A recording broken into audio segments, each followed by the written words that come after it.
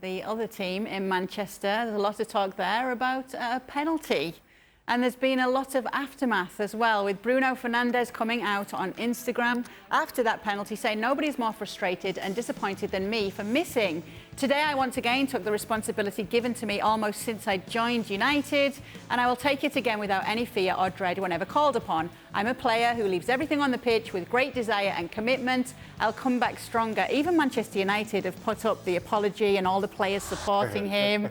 Stevie, if there was Instagram available in your day, would you be coming out and apologising for a penalty miss?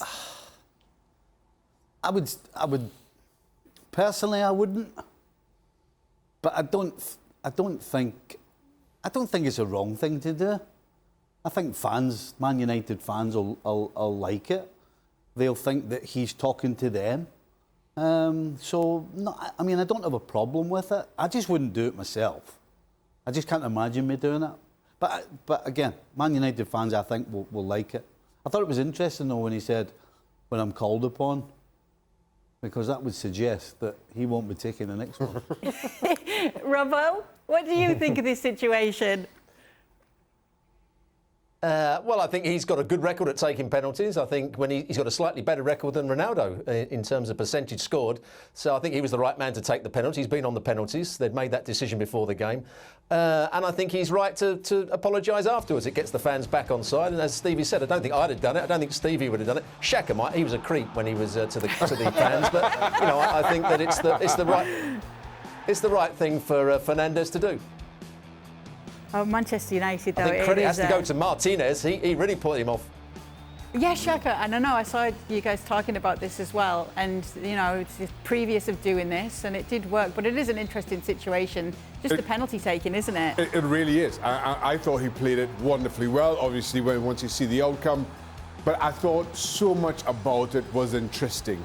The Manchester United players, I think it was Fred and was it Dallard who were around the penalty spot. Cristiano Ronaldo just sitting just a little bit far back enough, not really supporting Bruno Fernandes, but not really walking away from him.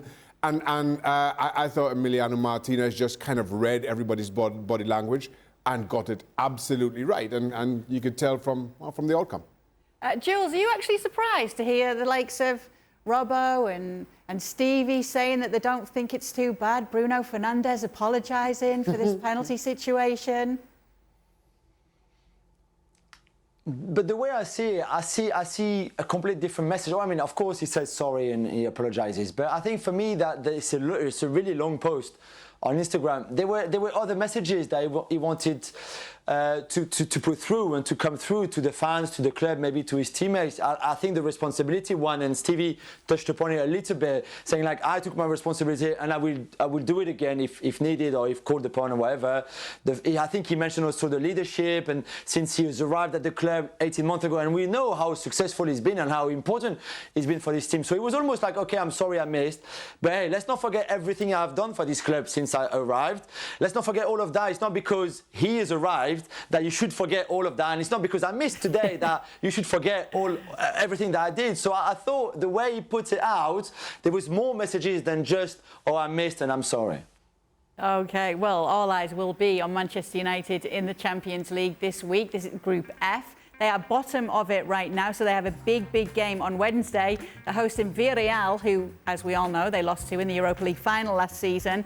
They lost to Young Boys on match day 1. And here are the predictions from the panel here. Everyone has Manchester United winning, except once again, Xhaka, who picked a draw. But Robbo, I'm going to start with you. How confident are you that Solskjaer can get his revenge on Emery in this game? It's going to be difficult because I saw Villarreal at the weekend against Real Madrid, and for 45 minutes they totally outplayed them. Real Madrid couldn't get near the ball. They kept it. Capoue in midfield dictated the play because he was the spare player in there. They had a lot of danger through Danjuma. But the problem they've got, they can't score goals, Villarreal. And the reason probably Xhaka's going to tell me it should be 0-0 is because they've already had 3 or 4 0-0s in La Liga so far this season. Second half, they defended really well, but I just think Manchester United on the night will have just a bit too much for them, and in the second half they'll come to the fore. Villarreal are a good side, though.